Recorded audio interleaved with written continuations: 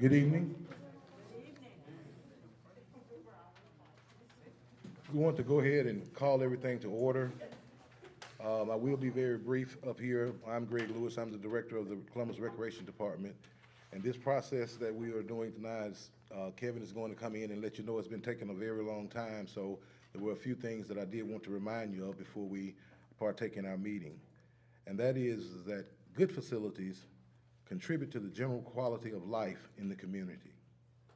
Good facilities provide exposure and opportunities for a wide variety of intellectual, cultural, and physical activities.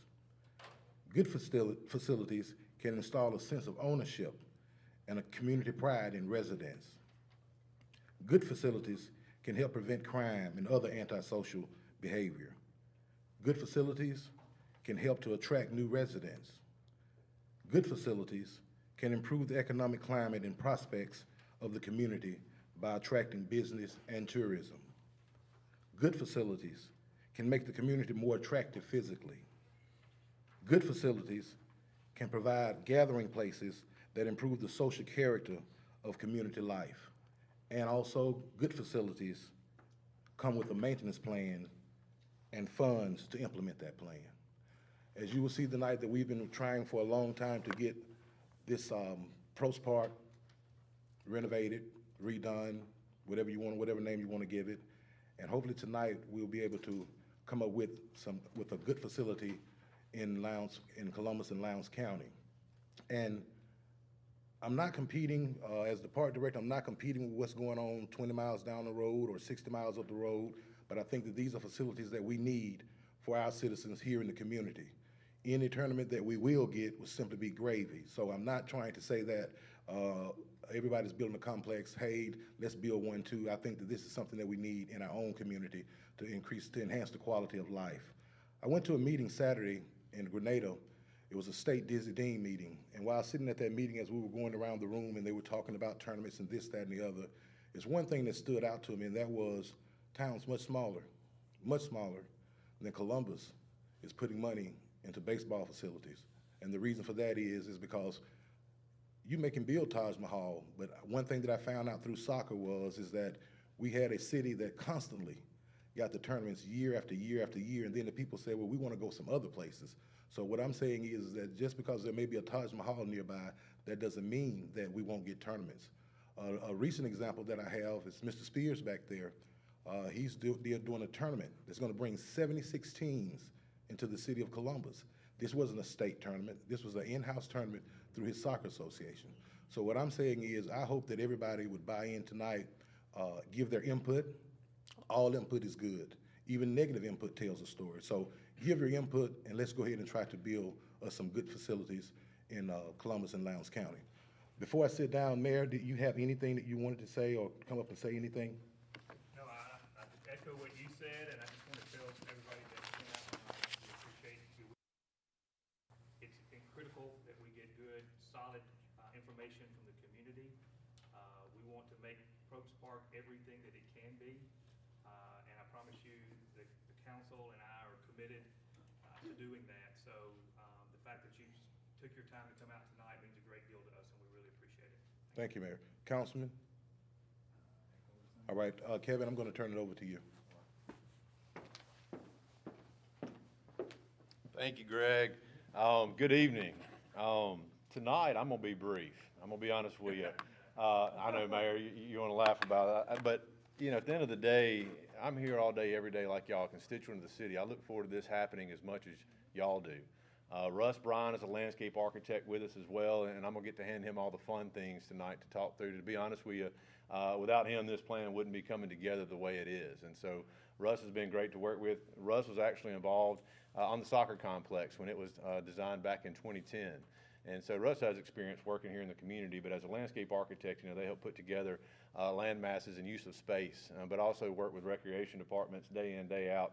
And so he's more appropriate to kind of carry the lead, carry the water here for this overall plan.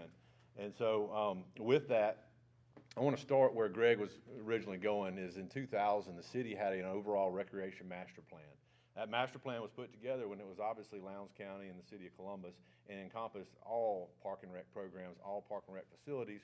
And a lot of things happened out of that. 9 phases of improvements came out of that plan in 2000. With that, 6 of those 9 have actually been accomplished. Things like the soccer complex.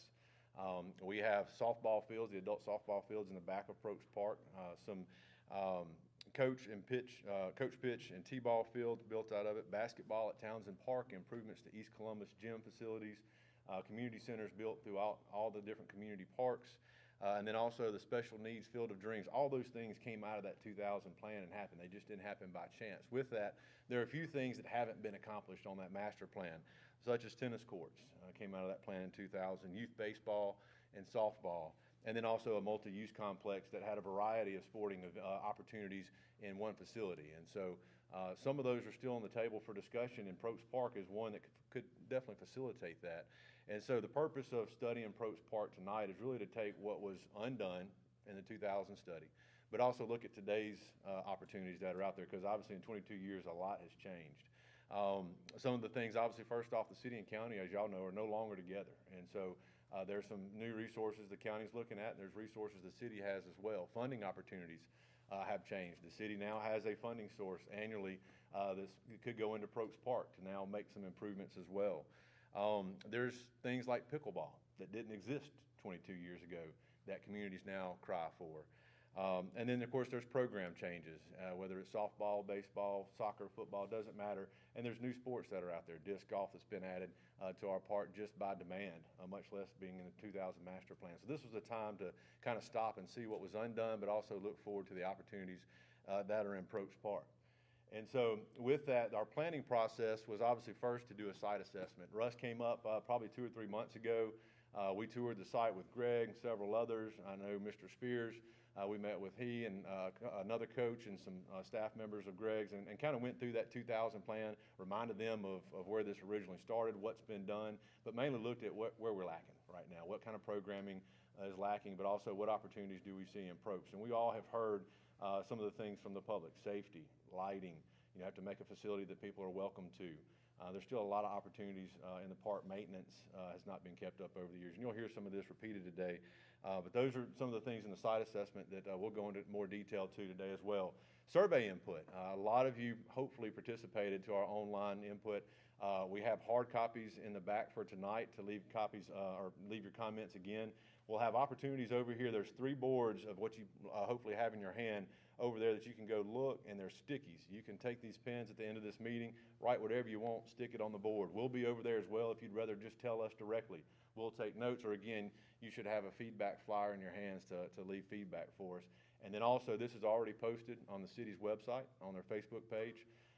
You can go in and make comments there as well. But going back to the survey input, when we first put out and just wanted to know the community's initial feedback of what things they wanted to see, we had about 83 online responses and only 1 hard copy. That kind of tells you the sign of the times. And I hope tonight those that are online obviously can hear and see everything well, because this meeting also will be recorded. So if you talk to someone and they want to see what's going on, these renderings will be online, the meeting will be online for context, and then the survey's online. So again, we hope to get your feedback as much as possible as we move forward.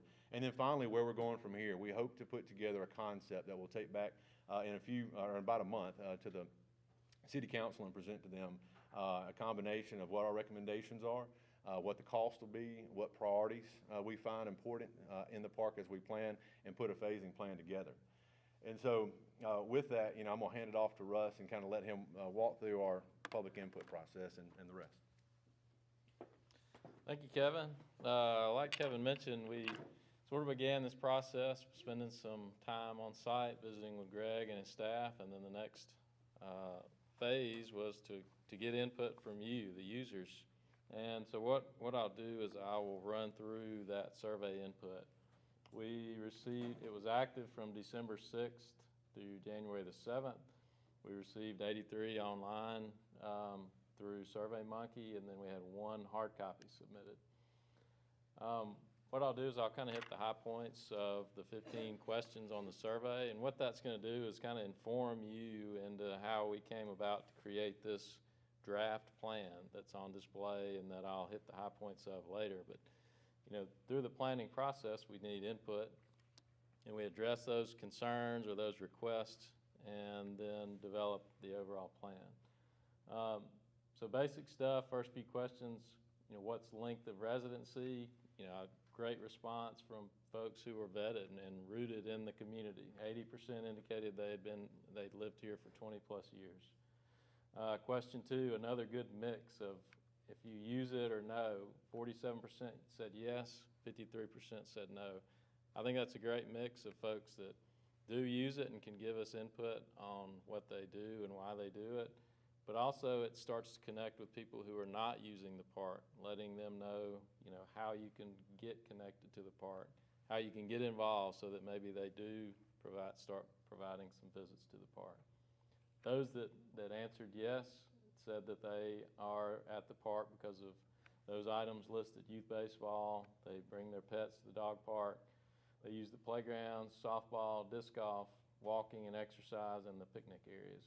Then we asked for the folks who answered no, what are things that would attract you to the park? And they responded by saying new or improved festival or a multi-use event space, address the safety and security, improve baseball facilities, improve walking and jogging trails, and make better playgrounds. The next few questions kind of touched on, allowed participants to rate different factors of the park. First one is what's just your general overall rating. And 10% said it was good, 55% fair, 35% poor. Ask for a maintenance rating. About the same percentage, about 9% good, 54% fair, 37% poor. And then as far as the recreation opportunities, how did you rate those? 17% good, 49% fair, 34% poor. And then we just had a fill in the blank. What recreation opportunities should be added? And this will be a pretty consistent theme for things that folks want added. New or improved trails for walking, jogging, and cycling, an event space, improved playgrounds, better maintenance, better baseball facilities, football area, pool, softball, address safety and security concerns, basketball, and tennis. And then we listed 7 goals and objectives. We asked you rank those, 1 being the best, or 1 being most important to you, 7 being worst or least important. And you can see the one that most consistently ranked toward the top was to serve the entire community. Then be recognized as a high-quality park, be a source of economic development, promote health and well-being, preserve the natural environment, be sustainable both financially and environmentally, and be inclusive of all type of folks, to be able to use rec facilities and programming. Other goals and objectives that we ask for just, other things to consider. And again, a pretty common theme: address safety and security, improve maintenance, trails were brought up again, and improve baseball and parking. Question 11, as far as new facilities needed, we listed and we had you rank those. Baseball and softball were at the top of that list of needing to be added. Multi-purpose field, football was mentioned earlier. Youth programs and activities, access to the Lux Creek, adult softball improvements, and then programs and activities for special populations. And then the types that we had, gave you the opportunity to list facilities that weren't in our ranking, and those that were feasible that were listed were to provide teaching and learning opportunities, create a network of roads that could accommodate bike and pedestrian use, provide some exercise equipment and classes, which kind of goes back to the teaching and learning opportunities, and then improve the play equipment. And someone specifically mentioned an toddler age 1 to 3, for play equipment for that age group.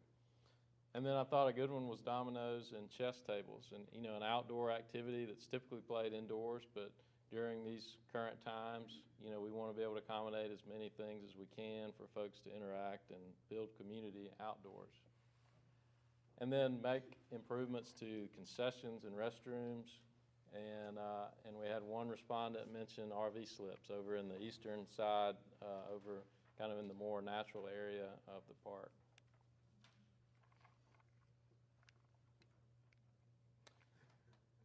We ask you to prioritize for future available funding, and the highest marks were given to renovate existing facilities.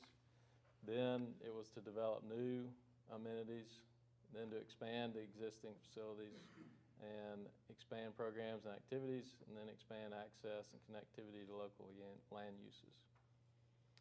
And we ask you to rank the passive recreation opportunities, which passive is more like walking, jogging, smaller groups. And passive facility needs listed were paved trails, playgrounds, some natural trails, unpaved trails, maybe a spot to accommodate fishing in the Lux, and then a small event space. And then the final question was, hey, just give us your other general comments. And we got a lot of good, just general comments, things like stopping the through traffic. We heard that a lot. The current circulation allows for higher speeds, and there's a lot of straight, flat areas to gain speed. Don't get away from the history of the park. The train is important. The train's a treasure. There's opportunity to develop two different themes, a botanical side over on the east side and more of a city program, city park on the west. Inform the community on safety, more community involvement in the park. City and county work together. Add signage for curb appeal and wayfinding. One mentioned missing the artesian well, that they had always had their family reunion there near the well. Provide bags for dog park, for pet waste. Do a better job of promoting the park. Tell the story, do a better job of that. Look at economic impact of youth sports tournaments. Stop illegal dumping, which is something we noticed over in the Lux Park area. The girls softball program being hurt by the split with the county, and then just overall improve the image of the park.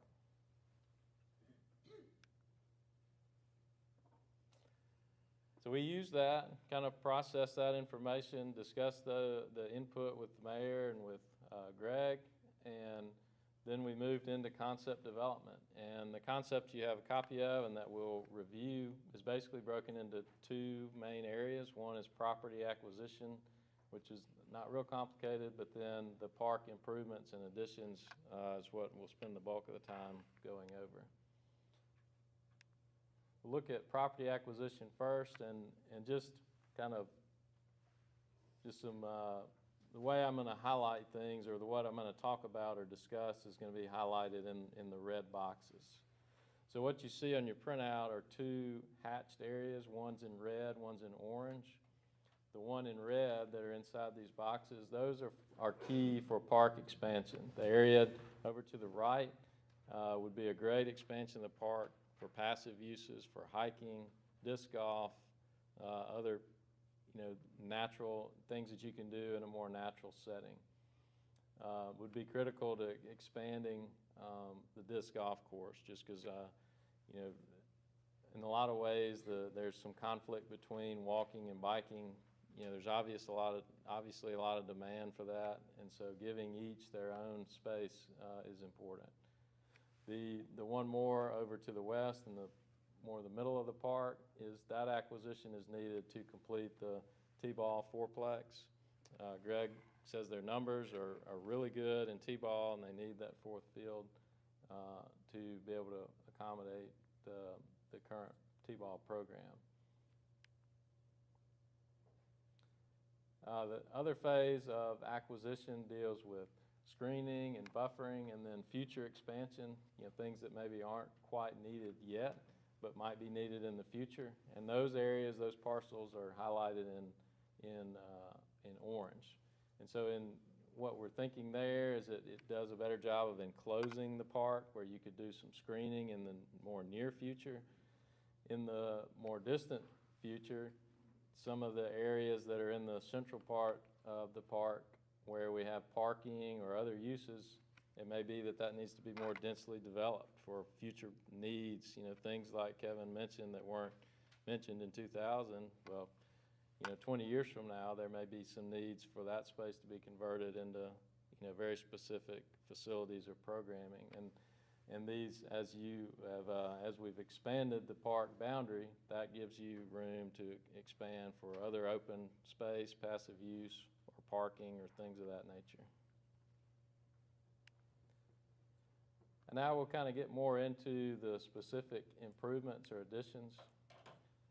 The first one is we'll discuss signage, banners, and lighting. And that kind of goes into doing a better job of telling the story of Propst Park.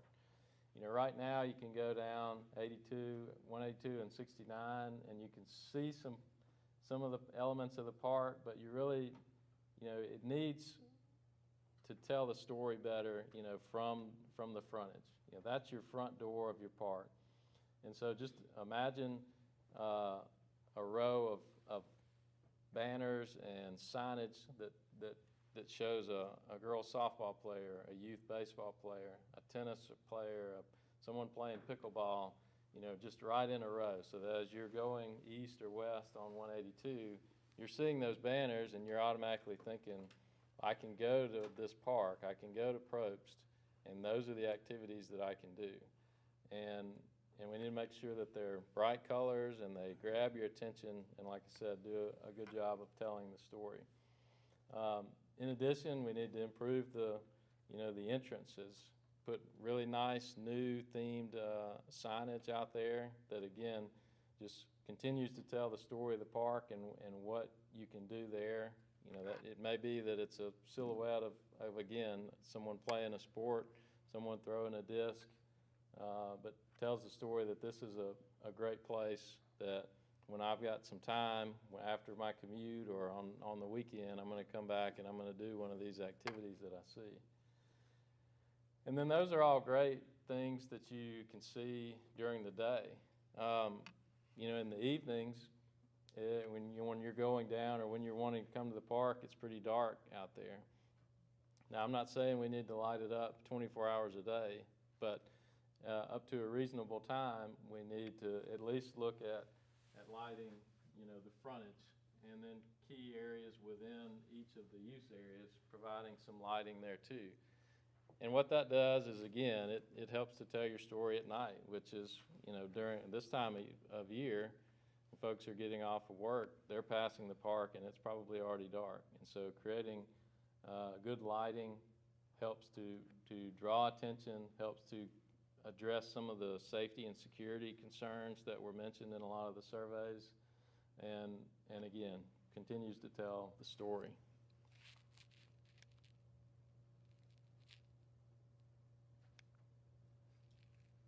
While you're flipping, I will mention one thing. I was coming out with some friends, and this has probably been about 2 years ago. We were playing. You can get up there. We were playing church league softball out at Lake Lowndes, and so I was telling Greg, that was my first issue. When I moved back here, I was playing church league actually in the park, and then anyway, we were leaving Lake Lowndes, and they didn't know a thing about the Field of Dreams, and it had been there over a year. And so we drove. I said, well, let's just go by. It's on the way back. So we drove by the park and went down there at night, and they couldn't see the field. So I had to turn my vehicle with its lights just to see one of the nicer amenities the city has in one of its better parks. And so that's just an example that Russ was talking about of lighting that's needed, and that's been over 2 years ago. And so, those are just things that when you drive by, you should be able to see some of the amenities you have. If you're going to make an investment in this park, if you can't see it, I don't think it'll be trusted as a safe facility to go to day and night. So, just want to mention that. Thanks, Russ. One other idea I know that we had was right now there's a fence around the train. You could develop a wrap for that fence, that says Propst Park on it, or it could, tell the future of the train, but again, just connect it to one of the park amenities, connect it to, which in turn connects it to potential users and current users. So a few examples, you could have someone, photograph and one of the highlight a championship that one of your local teams have had. An entrance sign, similar to that one in the middle. And then once you enter the facility, would need to have directional sign too, so that as you come in, you're met with, again, a list of things: tennis, pickleball, turn left; hiking and biking, turn right. So it's not only is it directional, where it tells you where you need to go, but if you're just coming to the park to visit, it's a list of things you can do as well. So it's directional, plus it's also, marketing. In terms of access, circulation, and parking, had a good bit of improvements there. I'm going to walk over and kind of point. Primary entrances, of course, here and here where the red asterisks are, and then a secondary entrance here to the west. And of course have good signage here that alerts you that you're entering the park. And then instead of these continuing, a straight shot north there, and this one dividing you and allowing you to go left or right, you immediately come to an intersection. And that's where, your signage plays a part, where you're beginning to slow down, and as you're slowing down, you're processing more of what's around you. And so that's where your signage would be. Mentioned one comment earlier that there's just a lot of through traffic. And one reason that there's a lot of through traffic is because, you can get off right here and just zoom straight north and get, into this neighborhood, or do similar things at this entrance too. So what this does is you're coming in, you're only able to drive for a few hundred feet, and then you have to make a choice. You have to go left or right. And instead of having a lot of straight shots, we've got, not only do we have kind of a meandering, circulation through, but we've got parking on both sides of that. So it's something that you've got to process more things, as you're driving, which makes you drive slower.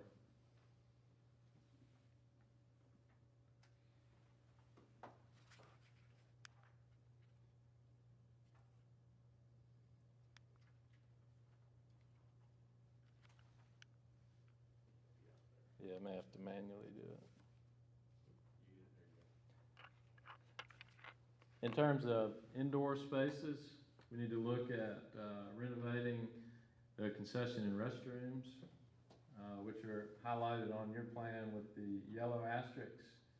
A couple of spaces here, pavilion and concession and restroom, and the softball. We've got the kind of the area that is currently kind of a multi-use area. I know it's used on voting days too as a precinct, but also could be renovated to accommodate groups, family reunions, birthday parties here. It could also be a complement to what's done with the train here. And we've got one here that could support the T-ball facility if renovated, and then one here that would be shared between the new potential 5-plex there and the added 4-plex around the Miracle League field. And then the activity center there for a larger group. So you could do medium-sized groups here, larger groups at the activity center, and then renovate the one there at adult softball. One decision that can be made is a lot of sports complexes are really simplifying their concessions, and they're allowing vendors to come in and bring their food trucks or bring their setups, and so you can have a lot more variety than your standard kind of hot dog, nachos, popcorn that you typically be able to set up and accommodate in a concession stand. So that's one thing to consider is, whether we want to do that kind of light commercial kitchen in these, or whether we want to really simplify it and provide an economic development or a local business development opportunity when we have large events in the park for to accommodate food needs.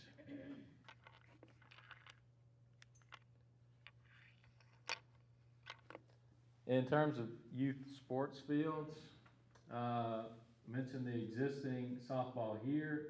What we're proposing to do is For easier maintenance and for better playability, is convert the clay skinned infields to artificial turf infields.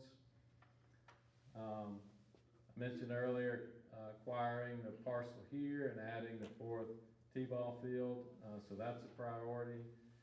And then doing a full build out around the Miracle League field here with 4 to 10 baseball, and these would definitely need to be natural grass because of the elevation and proximity to the Lux and their location within the floodway.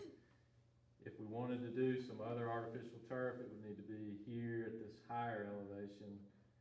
We're showing the potential for 5 new softball or baseball fields, but in the meantime, showing a multi-use field here, which is, these are 2 10s, and then this is a full-size football field.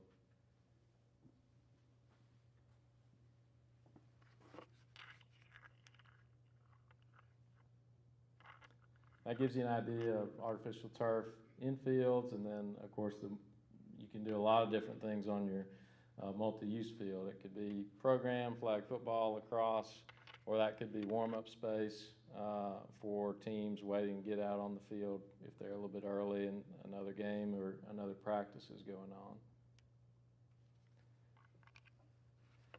on. We got a lot of feedback on multi-use spaces. Anything ranging from a movie night in the park or a petting zoo. Putt-putt was mentioned a few times.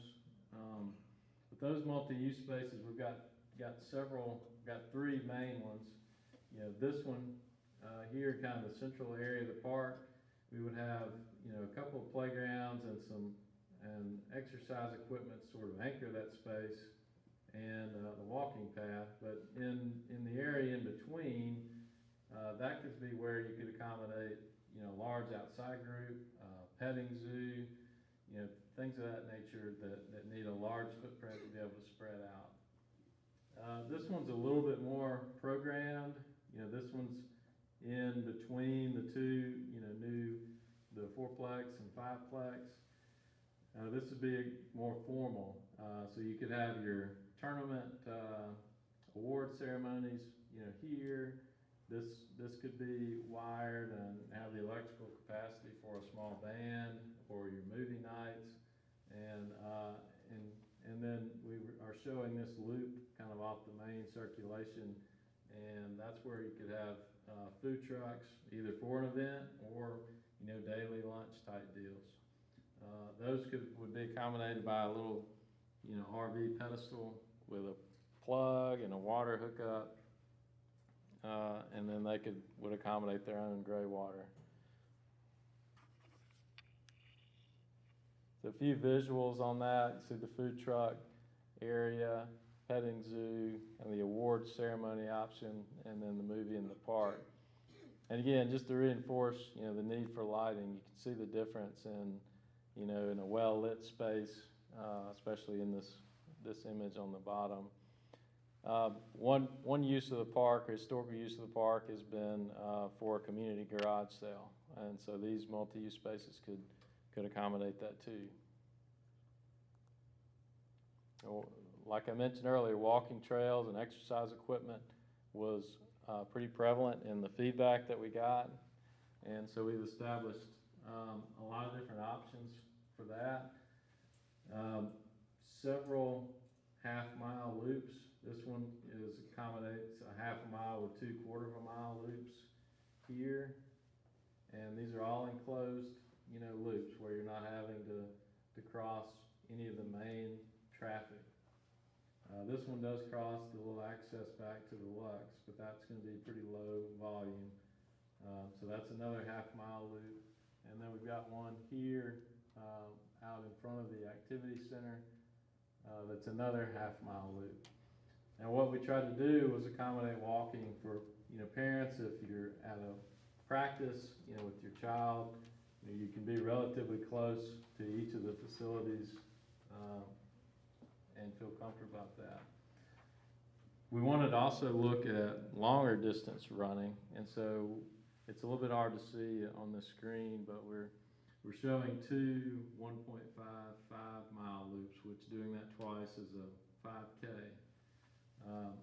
So we're showing a road route, and then we're also showing an off-the-road route that sort of connects a lot of the loops within the park. So that's another opportunity for events, would be to have cross-country meets potentially, or 5K fundraisers. And then the exercise equipment, that was, desired. This is the existing playground area. We're proposing to convert that to an exercise equipment with a new playground area here, and then two exercise equipments up there to the north, kind of closer to the adult softball area. And there's a lot of different varieties of exercise equipment with that. It can be as simple as, push-ups and sit-ups, by your own weight, or, you can have more challenging setups with more like what you'd see in the American Ninja Warrior. Kevin said he was going to do that. So. That's a few examples of kind of the walking, biking trails. Some will look like this. Really got a great opportunity to create something like this over in the eastern part of the park. Some, especially when we're talking about accommodating a 1.5 mile loop, some will be adjacent to your parking area. It's just a matter of making sure we're wide enough as the car parks and their bumper kind of extends in. We would need to be wide enough to still accommodate two-way pedestrian traffic.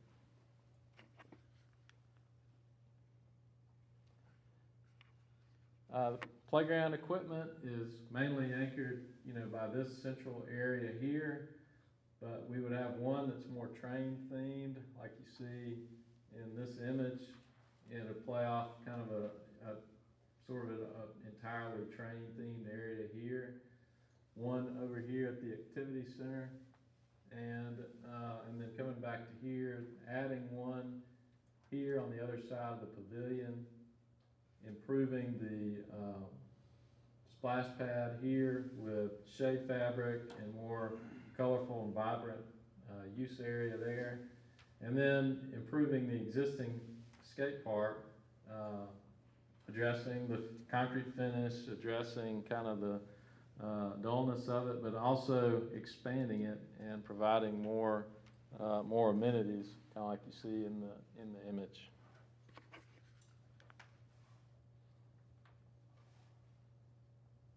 You see the two splash pad, or the splash pad image and the train image that you saw on the overall skate park image. And then I think it's important that we establish, something really a critical mass of playground equipment. So it's something you can see from a lot of different use areas of the park. So because it's a big space, and so some of our amenities need to be, vertical, so that when you're in one use area, you can see and are attracted to some of the other use areas. And then the bottom right would be more of a toddler play area, like was mentioned. And then tennis and pickleball. We have 4 existing courts here. We go back with 2 because tennis was still desired and ranked fairly highly. But we don't believe that there's enough demand for 4 courts. With a little bit of a court expansion, you can convert the 2 tennis into 6 pickleball courts.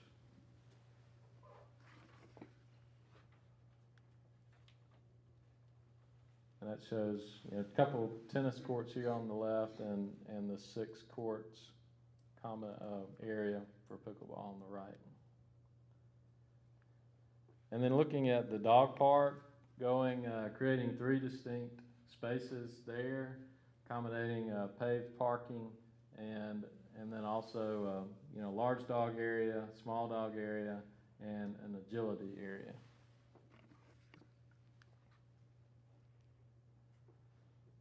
And so you see the agility area, adding amenities like that to give the dogs a little bit more of a challenge and exercise potential. And then disc golf, the current 9 holes is located here in the southeast corner. Wanting to improve that by expanding to the north into that property acquisition area.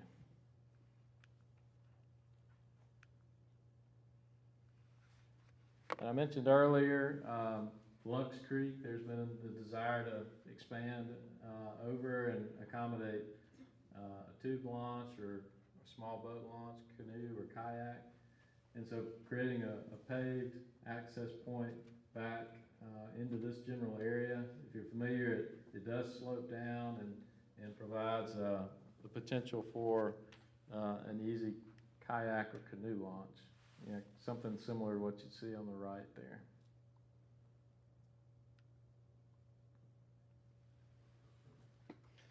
So Kevin, you want to jump back in? Thank you, sir. Thank you, Russ. So what we wanted to do with tonight was give you kind of our first take on the things we've heard, how they fit into the park. Our job is to now put cost to it, get more feedback from you on it, and then prioritize it for the city and bring it back to them and present. We're hoping at their March 15th meeting to be able to do that. And so tonight, what we've done in the past is we've passed a microphone. And as y'all know, sometimes people will take the floor for as long as they want, and I want to be respectful for all of your time. And so we've also found sometimes everybody here has great opinions, and if someone hogs the floor, somebody may not express their opinion, and we want everybody to comment in some shape, form, or fashion. And so what we're going to do is there's 3 boards in the corner over here. We're going to go over to those boards. You can talk to us and tell you what you want, what you want right now if you don't want to write it down, and we'll take notes mentally. We're going to get back and compare notes after the fact. You can leave us a survey with us here in hard copy. These 3 boards will be at Greg's office at Propst Park, be at our office at Neil Schaefer on Martin Luther King. It'll be at City Hall, as well as will the forms to fill out. Again, if somebody wants to go the old school hard copy route, but as I mentioned earlier, it'll be online. It'll be on the city's Facebook page. You can get it that way. Again, last time, overwhelmingly, most people went the electronic route, which is great. So again, we're going to come through and do these 3 things as next steps so that very quickly we can bring the city some recommendations. Now, we're going to cut off our survey input March the 7th. Gives you a whole month from today. I think that's plenty of time to get feedback. If you have questions, feel free to reach out and that's why we provided hard copies today. For those online, again, we're hoping, I think the Facebook page version was a little bit blurry when you scale into it, so we're going to provide a higher resolution copy that you can see on Facebook, and we may even also put it on the city's website. So we're going to try to make it as accessible as possible from your home, if possible. But again, we welcome your feedback in any shape, form, or fashion. And again, we're going to put cost to it, funding priorities, funding streams that are out there. There are grants for a lot of these opportunities beyond just the state legislation that we get annually, which is also important to this process. And so we'll give the city a list of ways to fund these things and implement them as different priorities are tackled, if you will. And so again, I've already kind of jumped into how we just want to get your feedback tonight. So with that, we thank you for coming. We appreciate your time and stepping through this. We will again put it out for the city's at a public meeting for the city council meeting March the 15th. And so again, thank y'all. Again, any way y'all can give us feedback, we welcome it.